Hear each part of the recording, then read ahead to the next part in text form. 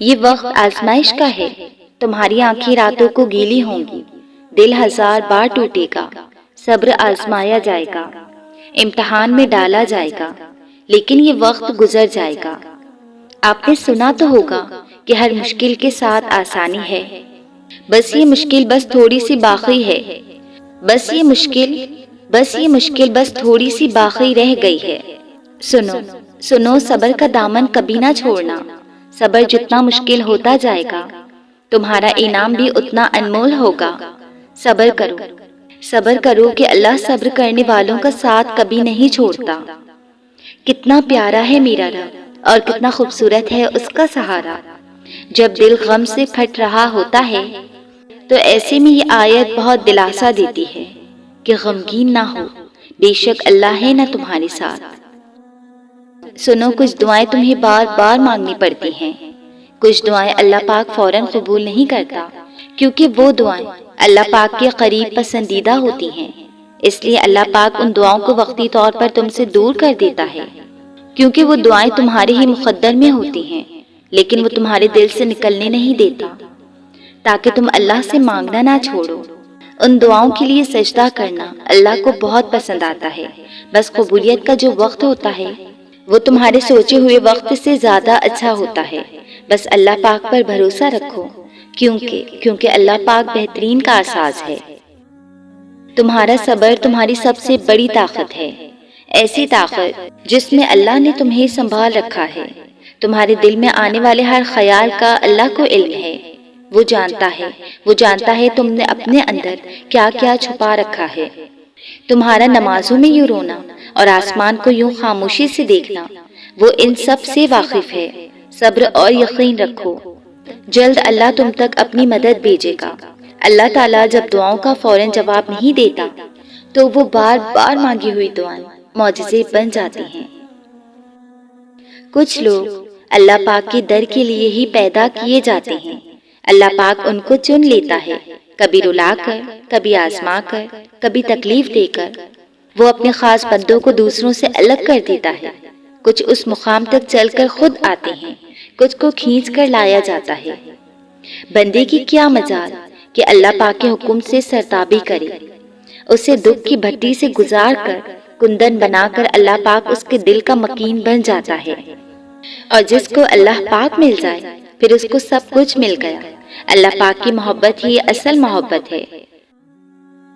ادھوری خواہشوں کے پورے ہونے کا انتظار، جاگتی آنکھوں سے دیکھے ہوئے خوابوں کا انتظار، جاگتی آنکھوں سے دیکھے گئے خوابوں کا انتظار، معجزے کا انتظار، کسی اپنے پیارے کے واپس لوٹنے کا انتظار، مانگی ہوئی دعاؤں کے پورے ہونے کا انتظار، اللہ کے کن کا انتظار۔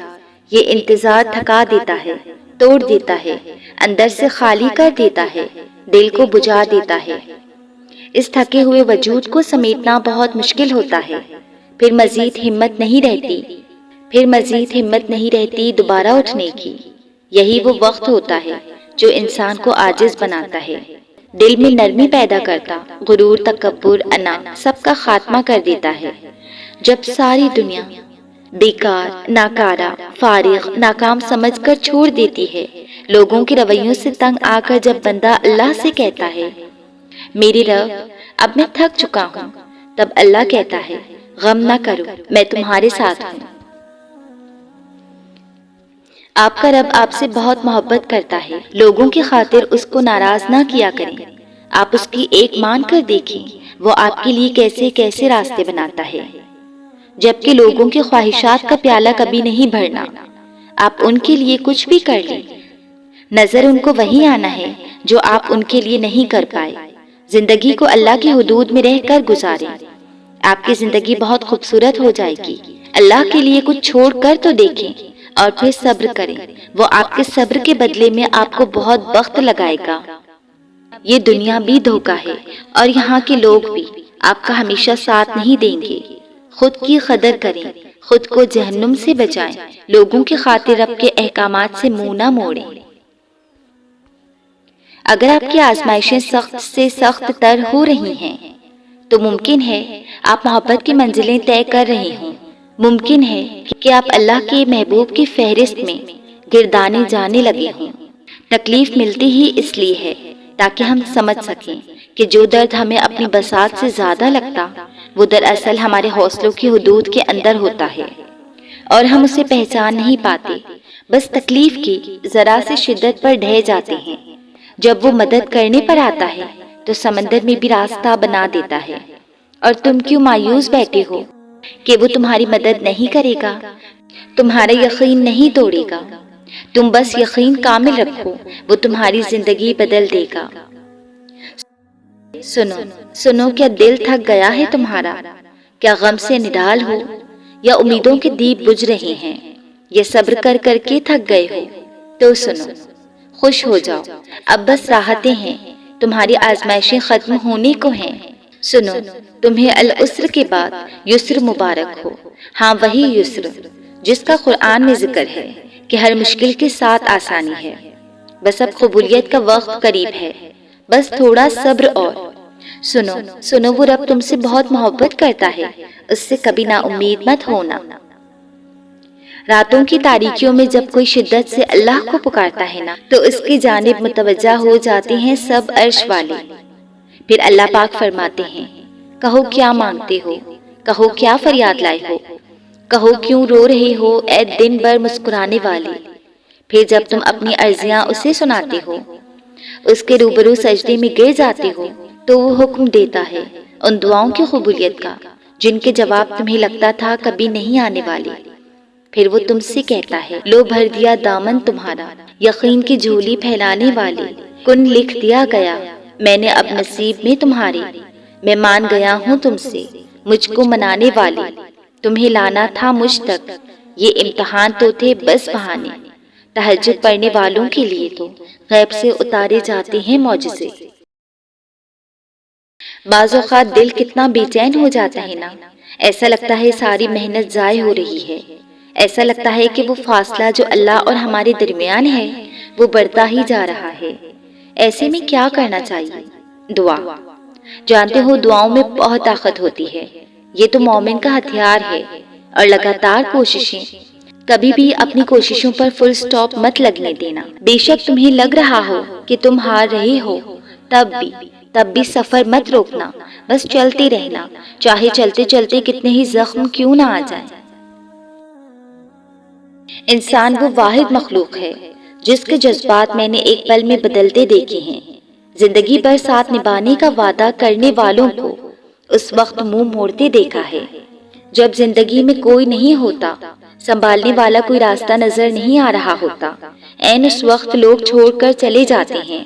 تو پھر کیا کسی انسان کے لیے اللہ کو ناراض کرنا ٹھیک ہے؟ انسانوں کے سہارے بہت کھوکھلے ہوتے ہیں، ایک وقت پر آپ کے لیے جان قربان کرنے والے اگلے ہی لمحے یہ تک بھول جائیں گے کہ آپ کس اذیت سے دوچار ہو۔